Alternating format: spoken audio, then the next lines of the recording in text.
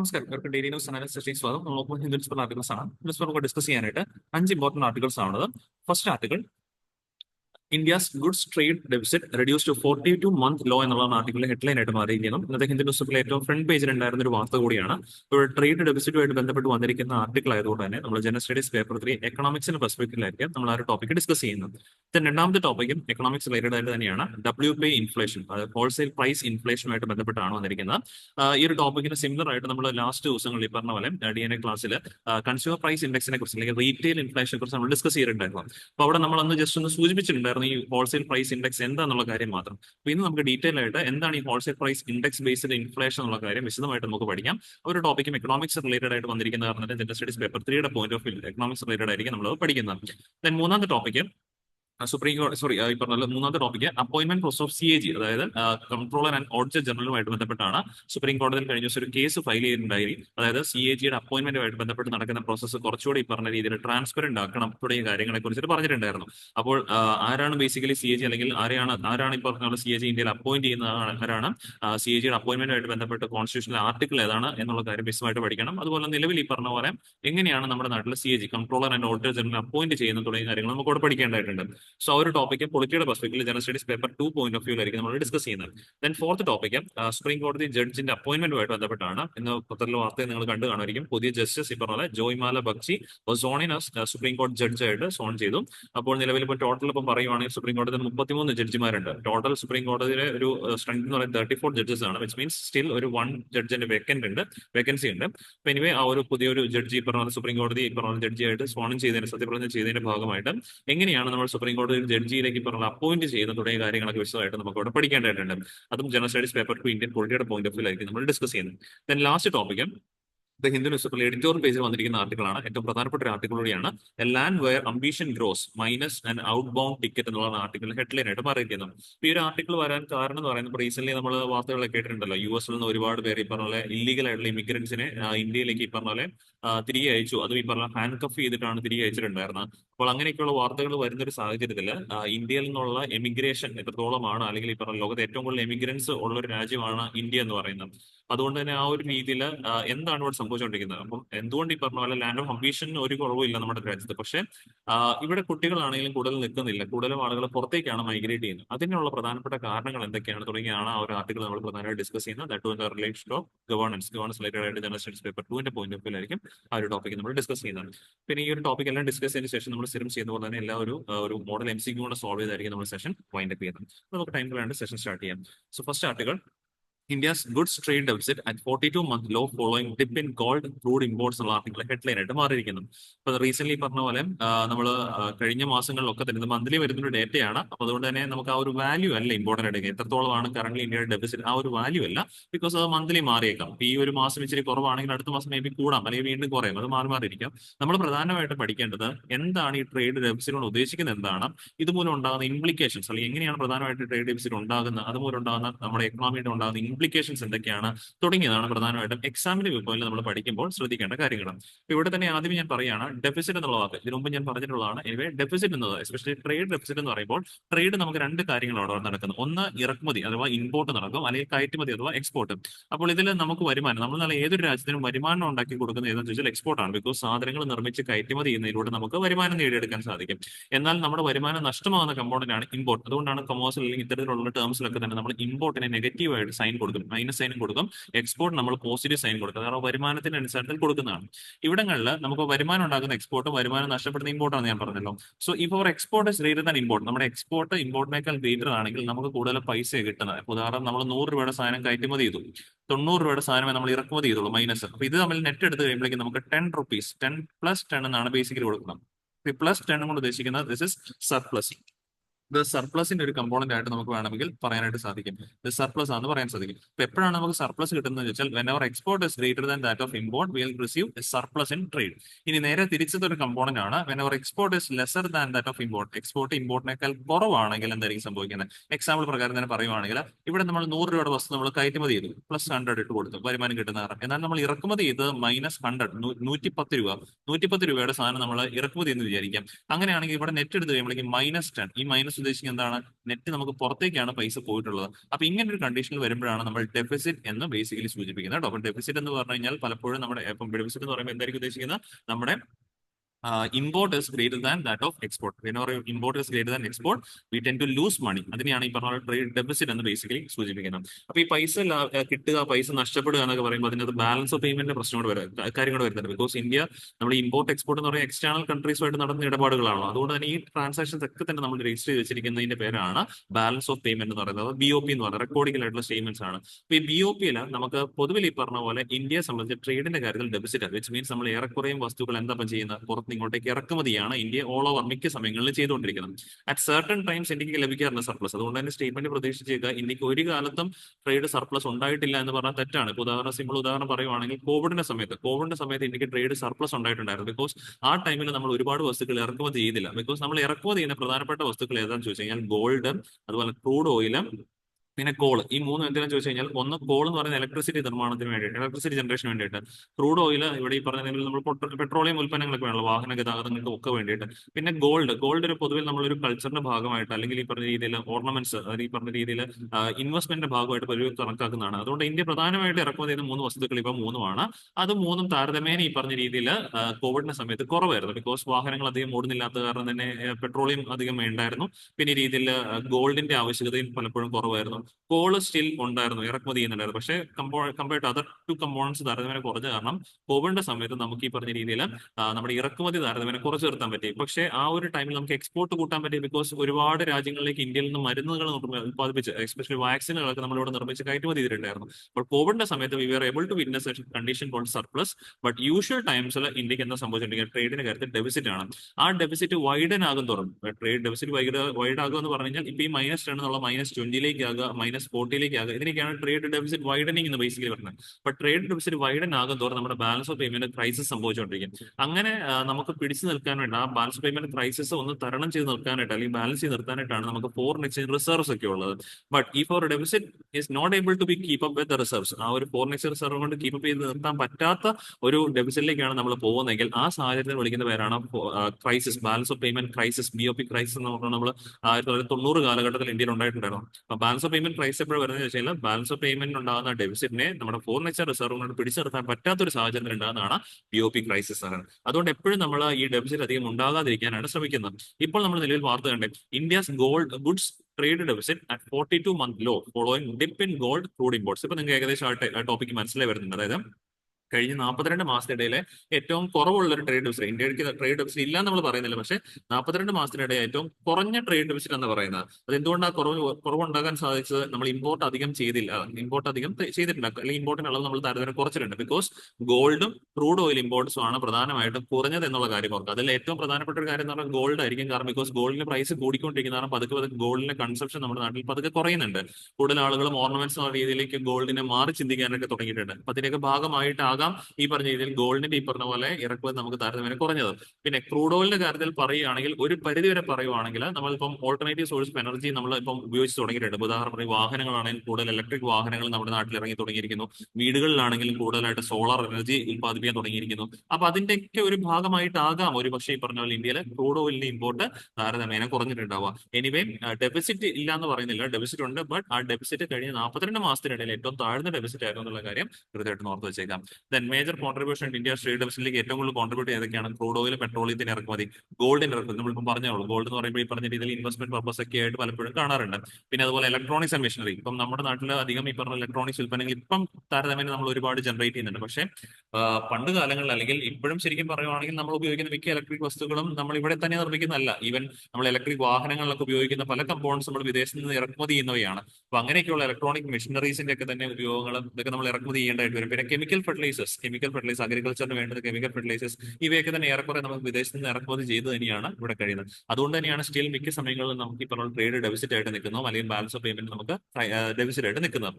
Then cost of India trade, ഇപ്പോൾ trade deficit മൂലം ഉണ്ടാകാൻ ചാൻസ് ഉള്ള എന്താ ചോദിച്ചാൽ നമ്മൾ സ്റ്റിൽ ഹയർ ഇമ്പോർട്ട് ഡിപ്പെൻഡന്റ് ആയിട്ട് മാറിക്കൊണ്ടിരിക്കുകയാണ്. മിക്ക മേഖലകളിലും നമ്മൾ വിദേശ രാജ്യങ്ങളെ ആശ്രയിച്ചുകൊണ്ട് നിൽക്കുകയാണ്. എക്സ്പോർട്ട് അധികം പോകുന്നില്ല. ഇന്ത്യയിൽ നിന്നും എക്സ്പോർട്ട് കൺസ്ട്രെയിൻസ് വരുന്നത് ബിക്കോസ് കൂടുതൽ നമ്മൾ ഇറക്കുമതിയെ തന്നെ ആശ്രയിക്കുന്നതാണ്. ഇവിടെ നിന്ന് ഉൽപ്പാദിപ്പിച്ച് കയറ്റുമതി ചെയ്യാനാണ് നമ്മൾ പലപ്പോഴും ശ്രമിക്കാറില്ല. പിന്നെ എക്കണോമിക് ഗ്രോത്തിനെ അത് ബാധിക്കും. ഹൈ ഡൊമസ്റ്റിക് കൺസംഷൻ ഈ പറഞ്ഞ പോലെ റാപ്പിഡ് എക്കണോമിക് ഗ്രോത്ത് ഈ പറഞ്ഞ പോലെ ഒരുപാട് ഈ പറഞ്ഞ ഇമ്പോർട്ടഡ് ഗുഡ്സിനെ ആവശ്യപ്പെട്ടേക്കാം. അങ്ങനെ വന്നു കഴിയുമ്പോൾ എക്കണോമിക് ഗ്രോത്തിനെയും ഒരു പക്ഷേ ബാധിക്കാനുള്ള ചാൻസസ് ഉണ്ട്. ഇല്ല അല്ലെങ്കിൽ നേരെ തിരിച്ച് നമ്മൾ പറയാം, ബിക്കോസ് നമുക്ക് ഹൈ ഒരു എക്കണോമിക് ഗ്രോത്ത് വിറ്റ്നസ് ചെയ്യുന്നുണ്ട്.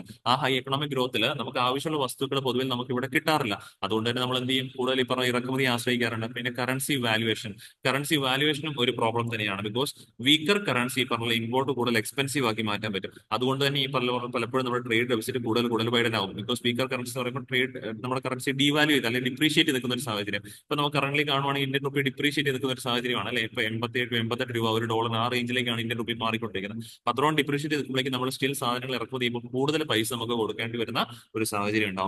ഇതുമൂലം ഉണ്ടാകുന്ന ഇംപ്ലിക്കേഷൻസ് എന്തൊക്കെയാണെന്ന് ചോദിച്ചാൽ, നമ്മൾ ഒരുപാട് ഇറക്കുമതി ചെയ്ത് കഴിഞ്ഞാൽ അതിനനുസരിച്ച് കറൻസിയുടെ വാല്യൂ വീണ്ടും ഡിവാല്യൂറ്റ് ചെയ്യുള്ളൂ. ബിക്കോസ് നമ്മൾ കൂടുതൽ ഡോളറിന് വേണ്ടി ഡിമാൻഡ് ചെയ്യാൻ തുടങ്ങും. അപ്പോൾ കൂടുതൽ ഡോളറിന് വേണ്ടി ഡിമാൻഡ് ചെയ്യാൻ തുടങ്ങുമ്പോൾ ഇന്നിപ്പോൾ 88 രൂപയ്ക്ക് എടുക്കുന്ന കറൻസി നാളെ 90 രൂപയിലേക്ക് മാറും. ഒരു ഡോളർ കിട്ടണമെങ്കിൽ 90 രൂപ എന്നുള്ള സാഹചര്യത്തിലേക്ക് പോകും. അങ്ങനെ വരുമ്പോഴേക്കും ഇന്ത്യൻ റുപ്പി വീണ്ടും ഡിപ്രീസിയേഷനിലേക്ക് പോകും. സ്റ്റിൽ നമ്മൾ എന്ത് ചെയ്തേക്കാം, കൂടുതൽ ഇറക്കുമതി ചെയ്യുമ്പോൾ വീണ്ടും നമ്മുടെ കോസ്റ്റ് വർദ്ധിക്കും. ബാലൻസ് ഓഫ് പേയ്മെന്റിലും ക്രൈസിസ് ഉണ്ടാകാനുള്ള ചാൻസും വളരെ കൂടുതലാണ്. പിന്നെ ഫോറിൻ ഡെപ്റ്റ് കൂടാനുള്ള ചാൻസ് ഉണ്ട്. ബിക്കോസ് കറൻസി ഡീവാലുവേറ്റ് ചെയ്ത് കഴിയുമ്പോഴേക്കും വിദേശത്തേക്ക് നമ്മൾ അടയ്ക്കേണ്ട പൈസയുടെ അളവും അതിനനുസരിച്ച് കൂടും.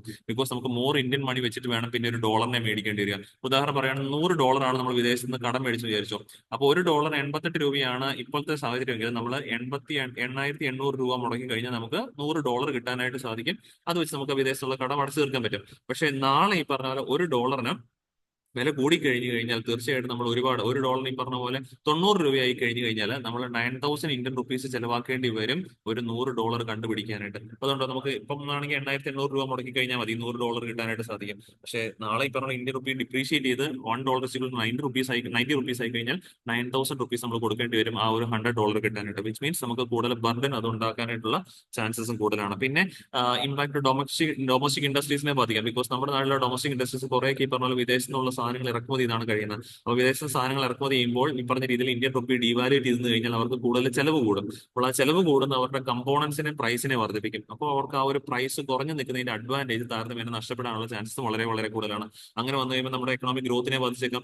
ജോബ് ലോസസ് ഉണ്ടാകാനുള്ള ചാൻസ് ഉണ്ട്. ബിക്കോസ് എക്കണോമി താഴത്തേക്ക് പോകുമ്പോഴേക്കും തീർച്ചയായിട്ടും ഇവിടെ ഒരുപാട് പേർക്ക് ജോലിയും നഷ്ടപ്പെടാനുള്ള ചാൻസസും വളരെ കൂടുതലാണ്. അതുപോലെ തന്നെ ഇന്ത്യക്ക് ബാലൻസ് ഓഫ് പേയ്മെന്റിൽ ക്രൈസിസും ഉണ്ടാകാനുള്ള ചാൻസും ഇതുപോലെ ഉണ്ടാകും എന്നുള്ള കാര്യം കൃത്യമായിട്ട് ഓർത്തിരിക്കാം. സോ ഇത്രയാണ് ഈ ഒരു ആർട്ടിക്കിളിന് എക്സാം റിലേറ്റഡ് ആയിട്ട് നമുക്ക് പഠിക്കാനുണ്ടായിരുന്നു. Then moving on to second article, manufactured items has in February WP inflation to 2.38%. അതിനകത്ത് റേറ്റ് കാര്യങ്ങൾ നമ്മൾ നോക്കണ്ട. ജസ്റ്റ് എന്താണ് WP എന്നുള്ള കാര്യം കൃത്യമായിട്ട് മനസ്സിലാക്കിയിരിക്കുക. So WP means wholesale price index. It measures the changes in the price of goods sold and traded in bulk by wholesale business. അതായത് ഹോൾസെയിൽ ലെവലിൽ ഇൻഫ്ലേഷൻ മെഷർ ചെയ്യാനായിട്ടുള്ള റിപ്പോർട്ട് ഇൻഡെക്സ് ആണ് wholesale price index. Retail inflation measure ചെയ്യാനുള്ളതാണ് നമ്മുടെ consumer price index. നമ്മൾ നേരത്തെ പഠിച്ച കാര്യങ്ങളാണ്, കഴിഞ്ഞ ക്ലാസ്സുകളിൽ പഠിച്ചതാണ്. അപ്പോൾ ഇവിടെ നമ്മൾ നിലവിൽ ഓർക്കേണ്ട കാര്യമുണ്ട്. നമ്മൾ പരീക്ഷയിൽ ചോദിക്കാറുള്ള പലപ്പോഴും ഇങ്ങനെ കമ്പാരിസൺ ചെയ്തിട്ടാണ് പലപ്പോഴും ചോദിക്കാറുള്ളത്. ഇവിടങ്ങളിൽ നമ്മൾ അന്ന് പഠിച്ചിരുന്നു CPI data, consumer price index publish ചെയ്യുന്ന നാഷണൽ സ്റ്റാറ്റിസ്റ്റിക്കൽ ഓഫീസാണ്. Ministry of statistics and programme implementation കീഴിലുള്ള NSO നാഷണൽ സ്റ്റാറ്റിസ്റ്റിക്കൽ ഓഫീസാണ് CPI ഡേറ്റ പബ്ലിഷ് ചെയ്തത്. പക്ഷേ WP പബ്ലിഷ് ചെയ്യുന്ന department of industry policy and promotion, ministry of commerce and ഇൻഡസ്ട്രിയുടെ കീഴിലുള്ള department ആണ് department of industrial policy and promotion. ഇവരുടെ കീഴിലുള്ള ഓഫീസ് ഓഫ് എക്കണോമിക് അഡ്വൈസർ ആണ് ഏത് പബ്ലിഷ് ചെയ്യുന്നത്, ഹോൾസെയിൽ പ്രൈസ് ഇൻഡെക്സ് പബ്ലിഷ് ചെയ്യുന്നത്. അപ്പം അത് ഓർത്തിരിക്കണം. Office of economic adviser under ministry of commerce and industry ആണ് ഹോൾസെയിൽ പ്രൈസ് ഇൻഡെക്സ് പബ്ലിഷ് ചെയ്യുന്നത്. രണ്ടും CPI ഡേറ്റ ആയിക്കോട്ടെ WP ഡേറ്റ ആയിക്കോട്ടെ മന്ത്ലി പബ്ലിഷ് ചെയ്യുന്ന ഡേറ്റാസ് ആണ്. ഓർക്കുക, ഇയർലി മാത്രമല്ല മന്ത്ലി പബ്ലിഷ് ചെയ്യുന്ന ഡേറ്റയാണ്. ഇനി ഏറ്റവും പ്രധാനമായിട്ട് ഓർക്കേണ്ട കാര്യം എന്ന് പറഞ്ഞാൽ ഇവിടെ നമ്മൾ ഹോൾസെയിൽ ഇൻഫ്ലേഷൻ മെഷർ ചെയ്യുന്നത്. അതുകൊണ്ട് തന്നെ മാനുഫാക്ചേഴ്സിന്റെ ഇടയിലൊക്കെ വരുന്ന ഇൻഫ്ലേഷൻസ് ഒക്കെ വേണമെങ്കിൽ ഒരു പരിധി വരെ നമുക്ക് മെഷർ ചെയ്യാനായിട്ട് WP ഡേറ്റ മെഷർ ചെയ്യാൻ പറ്റും. കൺസ്യൂമേഴ്സ് അനുഭവിക്കുന്ന ഇൻഫ്ലേഷൻ മെഷർ ചെയ്യണമെങ്കിൽ നമ്മൾ ഏത് തന്നെ ഉപയോഗിക്കണം, കൺസ്യൂമർ പ്രൈസ് ഇൻഡെക്സ് തന്നെ മെഷർ ചെയ്യണം. അല്ലാണ്ട് ഹോൾസെയിൽ പ്രൈസ് ഇൻഡെക്സ് ഉപയോഗിച്ച് കഴിഞ്ഞാൽ കൺസ്യൂമേഴ്സ് അനുഭവപ്പെടുന്ന ഇൻഫ്ലേഷൻ മൊത്തത്തിൽ നമുക്ക് മെഷർ ചെയ്യാൻ പറ്റത്തില്ല. അതുകൊണ്ടായിരുന്നു 2014 വരെ RBI ഉപയോഗിച്ചുകൊണ്ടിരുന്ന ഇൻഫ്ലേഷൻ ഡേറ്റ മെഷർ ചെയ്യാൻ RBI ഉപയോഗിച്ചുകൊണ്ടിരുന്ന ഹോൾസെയിൽ പ്രൈസ് ഇൻഡെക്സ് ആയിരുന്നു. പക്ഷേ നിലവിൽ ഇപ്പോൾ RBI ഉപയോഗിക്കുന്ന ഡേറ്റ ഏതിനെയാണ്, കൺസ്യൂമർ പ്രൈസ് ഇൻഡെക്സ് ആണ്. നമ്മളന്ന് പറഞ്ഞത് ഓർക്കുന്നുണ്ടാവും. സോ വ്യത്യാസം അടുത്തൊരു പോയിന്റ് ആണ്. നിലവിൽ RBI ഉപയോഗിക്കുന്ന കൺസ്യൂമർ പ്രൈസ് ഇൻഡെക്സ് ആണ് for measuring inflation data in India എന്നുള്ള കാര്യം ഓർക്കണം. പിന്നെ WP ട്രാക്ക് ചെയ്യുന്ന ഹോൾസെയിൽ പ്രൈസ് ഓഫ് ഗുഡ്സ് ആണ്. ബട്ട് CPI ട്രാക്ക് ചെയ്യുന്ന റീറ്റെയിൽ പ്രൈസ് ഓഫ് ഗുഡ്സ് ആണ്. അതുപോലെ തന്നെ ഇതിന്റെ സീരീസിനകത്ത് വ്യത്യാസമുണ്ട്. സീരീസിനകത്ത് പറയുവാണെങ്കിൽ ഹോൾസെയിൽ പ്രൈസ് ഇൻഡെക്സ് മെഷർ ചെയ്യാനായിട്ട് നമ്മൾ ഉപയോഗിക്കുന്ന ബേസ് ഇയർ ഉണ്ടല്ലോ, ബേസ് ഇയർ എടുക്കുന്നത്. ആ ബേസ് ഇയർ ആയിട്ട് നമ്മൾ കണക്കാക്കുന്നത് 2011-12 ഇത് അപ്ഡേറ്റ് ചെയ്താണ്. പണ്ട് 2004-5 WPയുടെ ബേസ് ഇയർ, പക്ഷേ നിലവിൽ 2011-12. Consumer price index base year 2012. അതും ആ കൂടുതൽ തന്നെ കൃത്യമായിട്ട് ഓർത്തിരിക്കുക. പിന്നെ WPയുടെ കാര്യത്തിൽ ഗുഡ്സിന്റെ ഈ പറഞ്ഞ പോലെ ഇൻഫ്ലേഷൻ മാത്രമേ മെഷർ ചെയ്യുള്ളൂ. പക്ഷേ കൺസ്യൂമർ പ്രൈസ് ഇൻഡെക്സിനകത്ത് ഗുഡ്സിന്റെയും സർവീസസിന്റെയും ഇൻഫ്ലേഷൻ മെഷർ ചെയ്യാനുള്ള കാര്യം ഓർത്തിരിക്കുക. ബിക്കോസ് ഹോൾസെയിൽ ലെവലിൽ നമ്മൾ പൊതുവെ വിൽക്കുന്ന ഗുഡ്സ് മാത്രമാണ്. കൺസ്യൂമർ പ്രൈസ് ഇൻഡെക്സിനകത്ത് എന്തുകൊണ്ട് സർവീസിനെ എടുക്കുന്നത് ചോദിച്ചാൽ കൺസ്യൂമേഴ്സ് സർവീസസ് ഉപയോഗിക്കുന്ന ആളുകളാണ്. അതുകൊണ്ടാണ് CPക്ക് ഗുഡ്സിന്റെയും സർവീസസിന്റെയും മെഷർ ചെയ്യുന്നത്. WPക്ക് ഇതിനെ മാത്രമേ മെഷർ ചെയ്യുന്നുള്ളൂ, ഗുഡ്സിനെ മാത്രമേ മെഷർ ചെയ്യാറുള്ളൂ.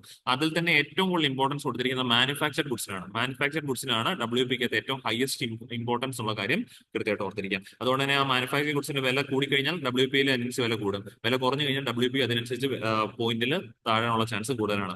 സോ ഇപ്പൊ ഈ വാർത്ത വായിച്ചു നോക്കാം. Manufacturing items has in February WP inflation to 2.38%. ഇവിടെ മാനുഫാക്ചറിംഗ് ഐറ്റത്തിന്റെ വില കൂടിയത് കൊണ്ടിട്ടാണ് ആ ഇൻഫ്ലേഷൻ 2.38ലേക്ക് ഉയർന്നിട്ടുണ്ടായിരുന്നത്.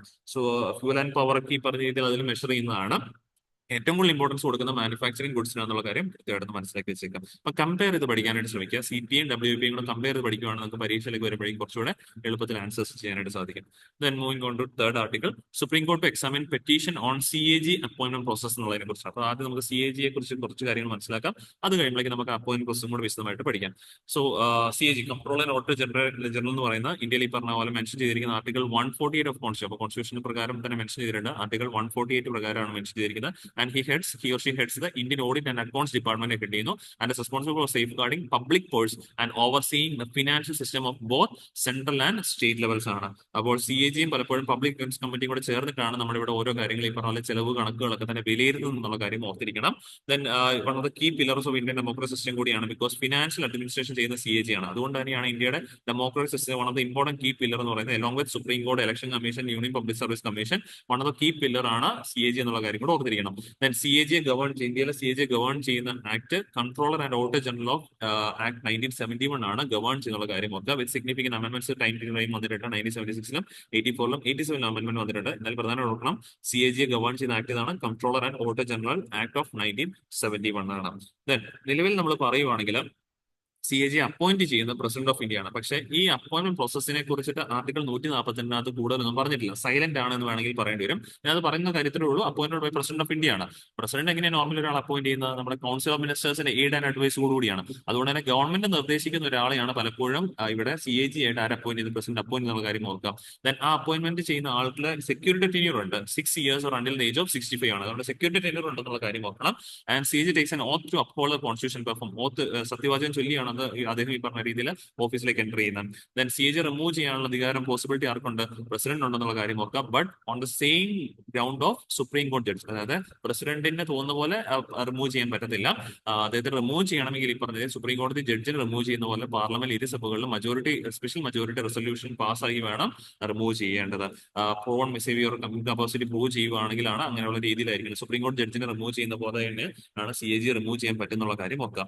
And any time CAG can resign from his office by addressing resignation letter to president. CAG resign ചെയ്യാൻ പറ്റും എപ്പം വേണമെങ്കിലും. അത് റെസിഗ്നേഷൻ കൊടുക്കുന്ന ആർക്കാണ്? പ്രസിഡന്റ് ആണെന്നുള്ള കാര്യം ഓർക്കണം. ഒരു കാര്യം ഓർക്കുക, CAG അപ്പോയിന്റ്മെന്റ് ചെയ്യുന്ന പ്രോസസിനെ കുറിച്ച് ആർട്ടിക്കിൾ 148 ഒന്നും പറയുന്നില്ല. സൈലന്റ് ആണ്. ജസ്റ്റ് അപ്പോയിന്റഡ് ബൈ പ്രസിഡന്റ് മാത്രമേ പറയുന്നുള്ളൂ. അതാണ് ഇപ്പോൾ വാർത്തയിൽ വന്നിരിക്കുന്നത്. ഇങ്ങനെ ബേസിക്കലി പ്രസിഡന്റ് അപ്പം കൗൺസിൽ ഓഫ് മിനിസ്റ്റേഴ്സ് പറയുന്ന കാര്യങ്ങൾ കേട്ടിട്ടായിരിക്കുമല്ലോ ഇത് അപ്പോയിന്റ് ചെയ്യുന്നത്. അപ്പൊ അവിടെ ഈ പറഞ്ഞ ഇമ്പോർട്ടന്റ് ആയിട്ടുള്ള ഒരു ബോഡി, ഇപ്പം നമ്മുടെ സർക്കാരിന്റെ കണക്കുകളൊക്കെ തന്നെ പരിശോധിക്കേണ്ട ഒരാള് ഇത്തരത്തിൽ രാഷ്ട്രീയപരമായിട്ട് അപ്പോയിന്റ്മെന്റ് വിധേയമാകുമ്പോൾ അവിടെ ബയാസ്ഡ് ആകാനുള്ള ചാൻസസ് ഉണ്ട് എന്നുള്ളതാണ് ഇപ്പോൾ സുപ്രീം കോടതിയിൽ കേസായിട്ട് വന്നിരിക്കുന്നത്. അതുകൊണ്ട് തന്നെ ഒരു ന്യൂട്രൽ കമ്മിറ്റി അടങ്ങുന്ന ഒരു കമ്മിറ്റി ആയിരിക്കണം ഈ ഒരു CAG അപ്പോയിന്റ് ചെയ്യേണ്ടത് എന്നുള്ളതാണ് ഇപ്പോൾ ഈ ഒരു കേസിന്റെ ഫയലായിട്ട് വെച്ചിരിക്കുന്നത്. അതിനകത്ത് പറയുന്ന ഒരു സജഷൻ എന്ന് പറയുന്ന കമ്മിറ്റിക്ക് അത് ആരൊക്കെ ഉണ്ടായിരിക്കണം?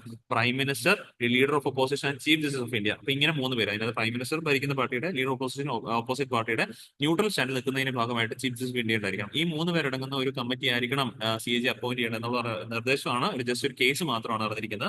അത് കോടതി എങ്ങനെയായിരിക്കും അത് വിധിക്കുന്നത് എന്നുള്ള കാര്യം നമുക്ക് അടുത്ത ദിവസങ്ങളിലാണ് കാണാനായിട്ട് സാധിക്കുന്നത്. ഇനി നിലവിൽ നമ്മൾ അറിഞ്ഞിരിക്കുന്നത് ഓർത്തിരിക്കേണ്ട ആർട്ടിക്കിൾ 148 നിലവിലെ CAG അപ്പോയിന്റ്മെന്റ് ഒക്കെ ആയിട്ട് ബന്ധപ്പെട്ടുള്ള ആർട്ടിക്കിൾ.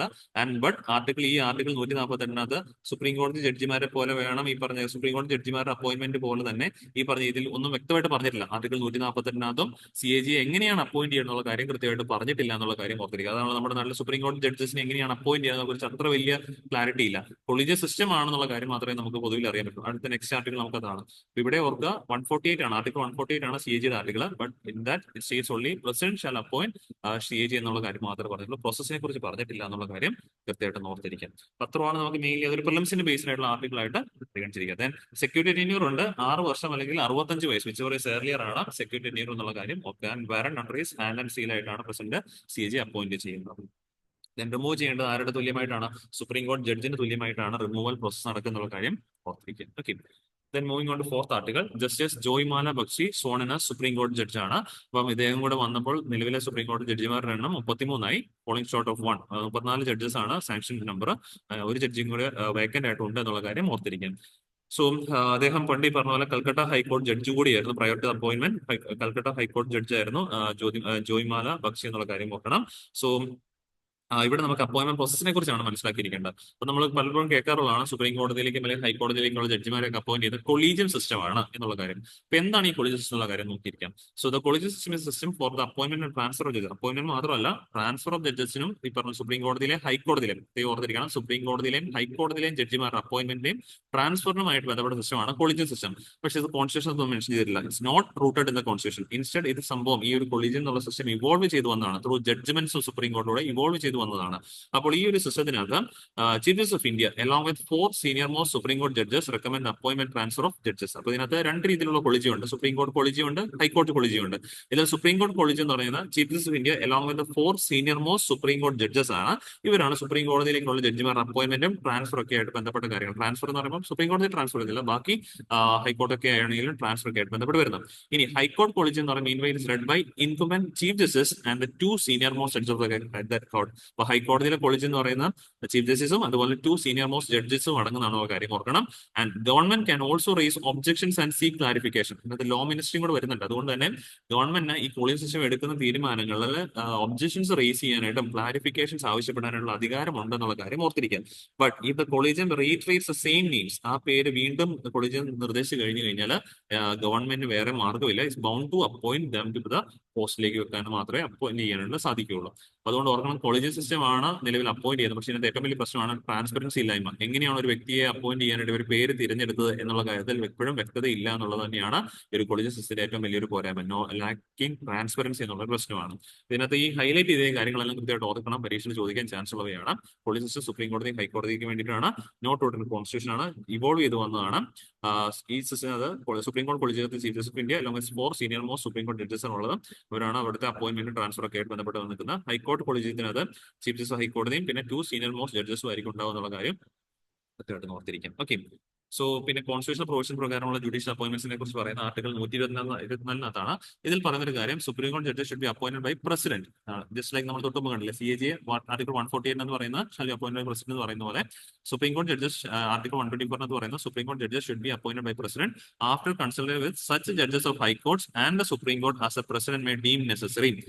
ഇതാണ് കൊളീജിയമായിട്ട് പറയുന്നത്. Supreme chief justice of India is to be consulted in all appointments except his own her own. അപ്പോൾ ഇവിടെ നടക്കുന്ന സുപ്രീം കോടതി ജഡ്ജിയുടെ ചീഫ് ജസ്റ്റിസിന് അപ്പോയിന്റ്മെന്റ് ഒഴികെ ബാക്കി എല്ലാത്തിനും ബാക്കി എല്ലാ ജഡ്ജിമാരുടെ അപ്പോയിന്റ്മെന്റ് അതും CAG കൺസൾട്ട് ചെയ്തിരിക്കണം. ഇനി ഹൈക്കോടതിയിലേക്കുള്ള അപ്പോയിന്റ്മെന്റ് പറയുന്ന ആർട്ടിക്കിൾ 217 ആണ്. ഹൈക്കോടതി judges should be appointed by president. Governor അല്ല, പ്രസിഡന്റിനെയാണ് ഹൈക്കോടതി ജഡ്ജി അപ്പോയിന്റ് ചെയ്യുന്നത്. After consult with CJA and the governor of സ്റ്റേറ്റിനോട് കൺസൾട്ട് ചെയ്തതിനു ശേഷം ചീഫ് ജസ്റ്റിസ് ഓഫ് ഹൈക്കോടതി concern too should be consulted ആണ്. അപ്പൊ ഇതാണ് സുപ്രീം കോടതി ജഡ്ജിമാരുടെ അപ്പോയിന്റ്മെന്റ് സൂചിപ്പിക്കുന്ന ആർട്ടിക്കിൾ 124. ഹൈക്കോടതി ജഡ്ജിമാരെ അപ്പോയിന്റ് ചെയ്യുന്നതിന് സൂചിപ്പിക്കുന്ന ആർട്ടിക്കിൾ 217 ആണെന്നുള്ള കാര്യം നോട്ട് വെച്ചേക്കാം. Then moving on to last article, a land where ambition grows minus outbound ticket എന്നുള്ള ആർട്ടിക്കിളിന്റെ ഹെഡ്ലൈൻ ആയിട്ട് മാറിയിരിക്കുന്നു. ഈ ഒരു ആർട്ടിക്കിൾ എഴുതിയിരിക്കുന്ന നമ്മുടെ കേരളത്തിൽ നിന്നുള്ള MP കൂടിയായ ശശി തരൂരാണ്. വളരെ നല്ലൊരു ആർട്ടിക്കിൾ തന്നെയാണ്. ബിക്കോസ് നമുക്ക് ഒരുപാട് കാര്യങ്ങൾ മനസ്സിലാക്കാനായിട്ടുള്ള ഒരു ആർട്ടിക്കിൾ കൂടിയാണിത്. ഞാൻ തുടക്കത്തിൽ പറഞ്ഞു തന്നിരുന്നു ഈ ഒരു ആർട്ടിക്കിളിന്റെ പശ്ചാത്തല ബാക്ക്ഗ്രൗണ്ട് എന്ന് പറയുന്നത് ഇപ്പം അമേരിക്കയിൽ നിന്നൊക്കെ തന്നെയാണെങ്കിൽ ഏകദേശം ഒരുപാട് പേരെയും പറഞ്ഞാൽ ഇല്ലീഗലായിട്ടുള്ള അമേരിക്കയിലേക്കുള്ള ഇമിഗ്രൻസിനെ അവിടെ പിടിച്ചു വെച്ച് പറഞ്ഞാൽ ഇന്ത്യയിലേക്ക് ഹാൻഡ് ചെയ്ത് തിരികെ വിടുന്നുണ്ട്. ഏകദേശം 7.5 ലക്ഷം ആളുകളെയാണ് അവിടെ ഇല്ലീഗൽ ഇമിഗ്രൻസ് ആയിട്ട് കണ്ടെത്തിയിരിക്കുന്നതാണ് വാർത്തകൾ പുറത്തു വന്നിരിക്കുന്നത്. അത്രയും മാസമായിട്ട് ആളുകളെ ഇന്ത്യയിലേക്ക് പറഞ്ഞു വിടാൻ പോകുന്നു എന്നുള്ളത് തന്നെയാണ് ഒരു സത്യാവസ്ഥ. മേ ബി അമേരിക്കയുടെ മാത്രമായിരിക്കത്തില്ല, മിക്ക രാജ്യങ്ങളിലും ഇതുപോലെ ഒരുപാട് ഇല്ലീഗൽ ആയിട്ടുള്ള ഇമിഗ്രൻസും കാണാനായിട്ടുള്ള, ഇന്ത്യയിൽ നിന്നുള്ള ഇമിഗ്രൻസ് കാണാനുള്ള ചാൻസസും വളരെ വളരെ കുറവാണ്. അപ്പൊ ഇങ്ങനെയൊക്കെയുള്ള വാർത്തകൾ നിലനിൽക്കുമ്പോൾ നമ്മൾ ആലോചിക്കേണ്ട ഒരു പോയിന്റ് ഉണ്ട്. എന്തിനാണ് ഇങ്ങനെ ആളുകൾ ഈ പറഞ്ഞ രീതിയിൽ ഇല്ലീഗൽ ആയിട്ടാണെങ്കിൽ പോലും പലപ്പോഴും അവിടെ സ്റ്റേ ചെയ്യുന്നത്? ഇന്ത്യയിൽ ഈ പറഞ്ഞ രീതിയിൽ നമ്മൾ ഇന്ത്യ വളരുന്നു, ഇന്ത്യൻ എക്കണോമി ഗ്രോ ചെയ്യുന്നു എന്നൊക്കെ നമ്മൾ പറയുമ്പോൾ പോലും ഇങ്ങനെയുള്ള സാഹചര്യത്തിൽ, ഈ ഒരു സിറ്റുവേഷനിൽ പോലും എന്തുകൊണ്ട് ഇല്ലീഗൽ ഇമിഗ്രൻസ് ആയിട്ട് പോലും പല ആളുകളും വിദേശത്ത് പോയി സ്റ്റേ ചെയ്യുന്നു എന്നുള്ളത് നമ്മൾ എല്ലാവരും ചിന്തിക്കേണ്ട ഒരു പോയിന്റ് തന്നെയാണ്. ഈ ഒരു ഇതിലേക്ക് കടക്കുമ്പോൾ ജസ്റ്റ് ഞാൻ രണ്ട് വാക്ക്, അത് കൺഫ്യൂഷൻ വരാതിരിക്കാൻ രണ്ട് വാക്ക് സൂചിപ്പിക്കുകയാണ്. ഇമിഗ്രന്റും അതുപോലെ എമിഗ്രന്റും ആരാണെന്നുള്ള കാര്യം പലപ്പോഴും നമ്മൾ ഈ വാക്കുകൾ അങ്ങോട്ടും ഇങ്ങോട്ടും മാറി പലപ്പോഴും ഉപയോഗിക്കാറുണ്ട്. എമിഗ്രന്റ് എന്ന് പറയുന്നത്, ഇപ്പൊ ഉദാഹരണത്തിന് ഇന്ത്യയിൽ നിന്നും ഒരാൾ അമേരിക്കയിലേക്ക് പോകാന്ന് വിചാരിക്കാം. ഒരു ഇന്ത്യക്കാരൻ, ഇന്ത്യയിലുള്ള ഒരു ഇന്ത്യക്കാരൻ അമേരിക്കയിലേക്ക് ജോലി സംബന്ധമായിട്ട് പോകാന്ന് വിചാരിക്കാം. അങ്ങനെയാണെങ്കിൽ ഇന്ത്യയുടെ പെർസ്പെക്റ്റീവിൽ ആളെ വിളിക്കുന്ന പേരാണ് immigrant. Okay, one who leaves from the origin country is called as immigrant ആയിട്ട് വിളിക്കും. ഇനി ഇദ്ദേഹം അമേരിക്കയിൽ ചെല്ലുമ്പോൾ ആളെ വിളിക്കുന്ന പേരാണ് ഇമിഗ്രന്റ്. ഓക്കെ, ഇമിഗ്രന്റ് എന്നാണ് വിളിക്കുക. അപ്പൊ ഇമിഗ്രന്റ് എന്ന് പറഞ്ഞു കഴിഞ്ഞാൽ വിദേശ രാജ്യത്ത് നിന്നും വേറൊരു രാജ്യത്തേക്ക് വരുന്ന ഒരു വ്യക്തിയാണ് ഇമിഗ്രന്റ് എന്ന് വിളിക്കുക. ഇപ്പൊ ഒരു അമേരിക്കക്കാരൻ ഇന്ത്യയിലേക്ക് വരുമ്പോൾ ഇന്ത്യ അദ്ദേഹത്തിന് വിളിക്കുന്നത് ഇമിഗ്രന്റ് എന്ന് വിളിക്കുന്നത്. നേരെ തിരിച്ച് അദ്ദേഹം അമേരിക്കയിൽ അറിയപ്പെടുന്ന എമിഗ്രന്റ്, അദ്ദേഹം അമേരിക്കയിൽ നിന്ന് പോയല്ലോ, അപ്പൊ പുറത്തേക്ക് പോകുന്ന ആളെ എമിഗ്രന്റും ഇങ്ങോട്ടേക്ക് വരുമ്പോഴേക്കും അതിനെ ആളെ ഇമിഗ്രന്റ് എന്നായിട്ടാണ് വിളിക്കുന്നത്. അപ്പൊ അതുകൊണ്ടാണ് നമ്മൾ വാർത്ത കണ്ടത് ഏകദേശം 7.25 ലാക്ക് ഇമിഗ്രൻസിനെയാണ്, ഇല്ലീഗൽ ഇമിഗ്രൻസിനെയാണ് അമേരിക്ക ഈ പറഞ്ഞ പോലെ അവിടെ പിടിച്ചു വെച്ചിരിക്കുന്നു, അവരെ ഈ പറഞ്ഞ നാട്ടിലേക്ക് അയക്കാനായിട്ട് കരുതി വെച്ചിരിക്കുന്നു. പക്ഷെ എനിവേ ഇതിനകത്തെല്ലാം നമ്മൾ പറയുമ്പോൾ ഒരു കാര്യമുണ്ട്. അപ്പം ഈ ഒരു മൈഗ്രേഷൻ എന്ന് പറയുന്നത് പല ഫാക്ടർ മൂലമാകാം. ഇപ്പം പല ഫാക്ടർ എന്ന് പറയുമ്പോൾ അതിനെ നമ്മൾ പുൾ ഫാക്ടർ ആകാം, പുഷ് ഫാക്ടർ ആകാം. അപ്പൊ പല രീതിയിലുണ്ട് മൈഗ്രേഷൻ എന്ന് പറയുന്നത്. പണ്ട് തൊട്ടുള്ളതാണ്. നമ്മൾ ശരിക്കും പറഞ്ഞു കഴിഞ്ഞാൽ ബ്രിട്ടീഷേഴ്സ് വരുന്നതിന് മുമ്പുള്ള കാലഘട്ടം തൊട്ട് തന്നെ ശരിക്കും പറഞ്ഞാൽ ഇന്ത്യയിലേക്ക് മൈഗ്രേഷൻ ഒക്കെ തന്നെ നടക്കുന്നത്. ഇന്ത്യയിലേക്ക് മൈഗ്രേഷൻ നടക്കുന്ന ഒരു കാലഘട്ടം ഉണ്ടായിരുന്നു. പക്ഷേ ബ്രിട്ടീഷേഴ്സ് വന്ന് അവർ പോയി കഴിഞ്ഞ ഒരു കാലഘട്ടം തൊട്ടാണ് ഇന്ത്യയിൽ നിന്നും പുറത്തേക്ക് മൈഗ്രേഷൻ ഒരുപാടധികം സ്റ്റാർട്ട് ചെയ്തിട്ടുണ്ടായിരുന്നത്. പണ്ട് കാലങ്ങളിൽ അത് ഈ പറഞ്ഞ രീതിയിലുള്ള ഗൾഫ് രാജ്യങ്ങളിലേക്കായിരുന്നു കൂടുതൽ ആ മൈഗ്രേഷൻസ് ഉണ്ടായിരുന്നത്. ഇന്നിപ്പോൾ ആ മൈഗ്രേഷൻ റീജിയൻ മാറി എന്നുള്ളതാണ് സത്യാവസ്ഥ. ഇന്നിപ്പോൾ കൂടുതൽ ആളുകൾ മൈഗ്രേറ്റ് ചെയ്യുന്ന അങ്ങോട്ടേക്കാണ്, യൂറോപ്യൻ കൺട്രീസിലേക്കൊക്കെയാണ് കൂടുതൽ മൈഗ്രേറ്റ് ചെയ്യുന്നത്. അതുകൊണ്ട് തന്നെയാണ് ഇപ്പോൾ നമ്മുടെ നാട്ടിൽ നടന്നുകൊണ്ടിരിക്കുന്ന മൈഗ്രേഷൻസ് കൂടുതലും പെർമനന്റ് മൈഗ്രേഷൻസ് ആണ്. വിച്ച് മീൻസ് ഈ പോകുന്ന ആളുകളൊക്കെ തന്നെ അൾട്ടിമേറ്റ്ലി 2-3 വർഷങ്ങൾ കഴിയുമ്പോഴേക്കും അവിടെ തന്നെ ചെല്ലുന്ന രാജ്യത്ത് പെർമനന്റ് റെസിഡൻഷിപ്പ് PR എടുത്ത് അവിടെ തന്നെ നിൽക്കുക എന്നുള്ള ഒരു ചാൻസ് ആണ് കൂടുതലും കാണുന്നത്. നമ്മളാണെങ്കിൽ ചുറ്റുപാടുകളിലും കാണുന്നതാണ്.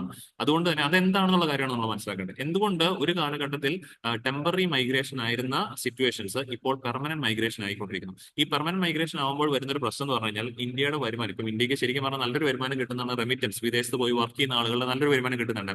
ഏകദേശം പറയുകയാണെങ്കിൽ ആനുവലി $120 ബില്യൺ ഇന്ത്യക്ക് റെമിറ്റൻസിലൂടെ കിട്ടുന്നുണ്ട്. വേൾഡ്സ് ലാർജസ്റ്റ് റെമിറ്റൻസ് റിസീപ്പിയന്റ് കൺട്രി ആണ് ഇന്ത്യ എന്ന് പറയുന്നത്.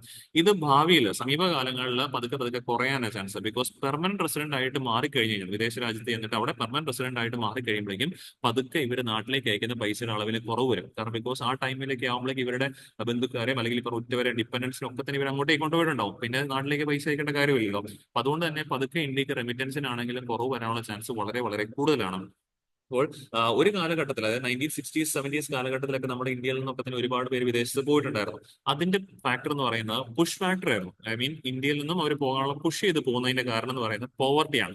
സ്വന്തം വീട്ടിലുള്ള പോവർട്ടി ആയിരുന്നു പലപ്പോഴും ആളുകളെ പുറത്തേക്ക് പോയി വർക്ക് ചെയ്യാനായിട്ട് പ്രേരിപ്പിച്ച് ഘടകം. ഇന്നിപ്പോൾ അതല്ല. ഇന്നിപ്പോൾ പലപ്പോഴും pull factor means pull factor എന്ന് പറഞ്ഞാൽ അട്രാക്ഷൻ ഫാക്ടേഴ്സ് ആണ്. പൊതുവിൽ വിദേശ രാജ്യങ്ങളിലെ ലീവിംഗ് സ്റ്റാൻഡേർഡ് അല്ലെങ്കിൽ കമ്പാരിറ്റീവ്ലി ബെറ്റർ സാലറി റിസീവ് ചെയ്യുന്നു, വേ ഓഫ് ലീവിങ്, ഇങ്ങനെയൊക്കെയുള്ള കാര്യങ്ങളാണ് പലപ്പോഴും ആളുകളെ അങ്ങോട്ടേക്ക് അട്രാക്ട് ചെയ്യുന്നത്. These are kind of pull factors ആണ്, പുള്ളി ചെയ്ത് അട്രാക്ട് ചെയ്ത് വെക്കുന്ന ഫാക്ടേഴ്സ് ആണ്. അപ്പോൾ ഇന്നിപ്പോൾ പോവർട്ടിയുടെ കാര്യങ്ങളല്ല പ്രധാനമായിട്ടും, ആ പുൾ ഫാക്ടേഴ്സ് കൊണ്ടിട്ടാണ് ആളുകൾ ഇന്ത്യയിൽ നിന്ന് പുറത്തേക്ക് മൈഗ്രേറ്റ് ചെയ്യുന്നുള്ള കാര്യം ഓർത്ത് വെച്ചേക്കാം. അങ്ങനെ മൈഗ്രേറ്റ് ചെയ്യുമ്പോൾ നമ്മൾ ഓർക്കണല്ലോ, അപ്പൊ പണ്ട് കാലങ്ങളിൽ ആ ഒരു സാഹചര്യം ഉള്ളതുകൊണ്ട് മൈഗ്രേറ്റ് ചെയ്യുന്നു. ഇന്നിപ്പോൾ ആ സാഹചര്യം, അതായത് ഇന്ത്യയിൽ നല്ല രീതിയിൽ ജോലികൾ ലഭിക്കുന്നു നമ്മൾ പറയുന്നു, അല്ലെങ്കിൽ ഈ പറഞ്ഞ രീതിയിൽ ഒരുപാട് ഓപ്പർച്യൂണിറ്റീസ് ലഭിക്കുന്നു പറയുന്നു. എന്നിട്ടും എന്തുകൊണ്ട് ആളുകൾ മൈഗ്രേറ്റ് ചെയ്യുന്നു എന്നുള്ളതിന്റെ സത്യാവസ്ഥയാണ് നമ്മൾ മനസ്സിലാക്കിയിരിക്കേണ്ടത്. ബിക്കോസ് അത് ഗവൺമെന്റ് തലത്തിൽ ആലോചിക്കേണ്ടത് തന്നെയാണ്. കാരണം ഇന്ത്യക്ക് ഏറ്റവും വലിയ ഡെമോഗ്രാഫി ഡിവിഡന്റ് ഉള്ള രാജ്യമായിട്ടൊക്കെ നമ്മൾ പറയുമ്പോഴും എന്തുകൊണ്ട് ഈ ആളുകളെ നോർമലി അവർക്ക് വിദേശത്ത് കിട്ടുന്ന പോലെ അതുപോലെ മാന്യമായിട്ടുള്ള ഒരു വേതനം, ഒരു വേജസ് കൊടുത്ത് ഇന്ത്യയിൽ എന്തുകൊണ്ട് നമുക്ക് നിർത്തിക്കൂടാ എന്നുള്ളത് വലിയൊരു ചോദ്യമാണ്. കാരണം അത് കിട്ടാത്തതുകൊണ്ടാണോ, പ്രോപ്പർ ആയിട്ടുള്ള വേജസ് കിട്ടാത്തതുകൊണ്ടിട്ടും അല്ലെങ്കിൽ മിനിമം ഒരു സ്റ്റാൻഡേർഡ് ഓഫ് ലിവിംഗ് കിട്ടുന്നില്ല എന്നതുകൊണ്ട് തന്നെയാണ് പലപ്പോഴും ആളുകൾ വിദേശത്തേക്ക് പഠനത്തിനായിട്ടും ജോലിക്കായിട്ടും ഒക്കെ തന്നെ പോകുന്നത്. അപ്പോൾ ഇവിടെ ഗവൺമെന്റ് ചെയ്യേണ്ട ഒരു കാര്യമാണ്, ഇത്രയും അംബീഷൻസ് ആയിട്ട് ഇവിടെ ഗ്രോ ചെയ്ത് ലാൻഡ് വേർ അംബീഷൻ ഗ്രോസ് ആണ്. പലപ്പോഴും നമ്മൾ നോക്കിക്കഴിഞ്ഞാൽ വിദേശ രാജ്യങ്ങളിലൊക്കെ ഇതിനുള്ള പ്രധാനപ്പെട്ട കമ്പനികളിലെല്ലാം വർക്ക് ചെയ്യുന്ന ഇന്ത്യക്കാരുണ്ടാവും. അവരുടെ എല്ലാം തന്നെ അംബീഷൻസ് ഗ്രോ ചെയ്ത് ഇന്ത്യയിലാണ്, അവിടെ പഠിച്ചു വളർന്നവർ ഇന്ത്യയിലാണ്. പക്ഷേ അത്രയും പഠിച്ചു വളർന്ന അംബീഷൻസോടുകൂടി വളർന്ന ഒരാളുകളെ നമ്മൾ പുറത്തേക്ക് പറഞ്ഞു വിടുന്നത്, ഔട്ട് ബോണ്ട് ടിക്കറ്റ് ആണ് കൊടുത്തു വിടുന്നത്.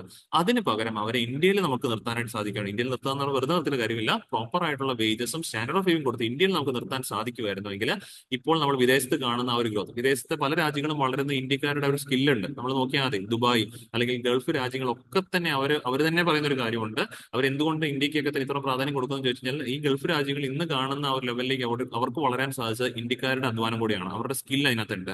അതുകൊണ്ട് തന്നെയാണ് അവർ ആ ഒരു എന്താ പറയുക മെന്റാലിറ്റി ഇന്ത്യയോടും കാണിക്കുന്നത്. അപ്പോൾ എന്തുകൊണ്ട് ആ ഒരു ഗ്രോത്ത്, ആ ഒരു ഡെവലപ്മെന്റ് ഇന്ത്യക്ക് കാഴ്ചവെച്ചുകൂടാ? ഇത്ര സ്കില്ലുള്ള ആളുകൾ ഇന്ത്യയിൽ നിർത്തി എന്തുകൊണ്ട് ആ ഡെവലപ്മെന്റ് നമുക്ക് കാഴ്ചവെച്ചുകൂടാ എന്നുള്ളതാണ് ഞാൻ ഇവിടുത്തെ ഏറ്റവും വലിയ ചോദ്യം. അപ്പൊ അതിനു വേണ്ടിയിട്ടുള്ള കാര്യങ്ങളൊക്കെ തന്നെ കൃത്യമായിട്ട് ഇന്ത്യക്ക് ചെയ്യണം. ഓപ്പർച്യൂണിറ്റീസ് ഉണ്ടാകാൻ സാധിക്കണം. പ്രോസ്പെരിറ്റി, ഒരു ബെറ്റർ ഫ്യൂച്ചർ ഇവിടെയുള്ള ആളുകൾക്ക് ഉണ്ടാക്കി കൊടുക്കാൻ സാധിക്കണം.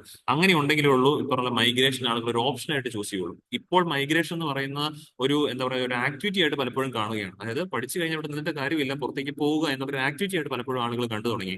നേരെ തിരിച്ച് അതൊരു ഓപ്ഷൻ ആയിട്ട് മാത്രം പരിഗണിക്കണം. ഓപ്ഷൻ എന്ന് പറഞ്ഞു കഴിഞ്ഞാൽ ഇവിടെ ആവശ്യത്തിനുണ്ട്, ഇനി പറഞ്ഞ രീതിയിൽ ഒരു ഓപ്ഷൻ ആയിട്ട്, ഒരു സെക്കൻഡറി ഓപ്ഷൻ ആയിട്ട് മാത്രമേ മൈഗ്രേഷൻ ആളുകൾ കാണാൻ പാടുള്ളൂ. അങ്ങനെ ഒരു സിറ്റുവേഷനിലേക്ക് നമ്മുടെ രാജ്യത്തിന് വളരാനായിട്ട് സാധിക്കണം. അതിനുവേണ്ട റിഫോംസ് ഗവൺമെന്റ് എടുക്കണം എന്നുള്ളത് തന്നെയാണ് കൃത്യമായിട്ട് ഈ ഒരു ആർട്ടിക്കിളിനകത്ത് ഓദർ നമ്മളോട് പറഞ്ഞു നൽകുന്ന ഒരു കാര്യം.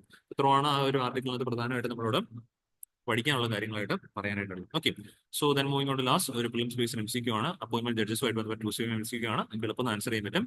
നോട്ട് കറക്റ്റ് ആയിട്ടുള്ള സ്റ്റേറ്റ്മെന്റ്സ് ആണ് ചൂസ് ചെയ്യേണ്ടത്. സോ ഡിസ്കസ് ചെയ്ത ടോപ്പിക്സ് എല്ലാവരും ക്ലിയർ ആണെന്ന് വിശ്വസിക്കുന്നു. വീണ്ടും നമുക്ക് അടുത്ത ദിവസം കാണാം. Thank you.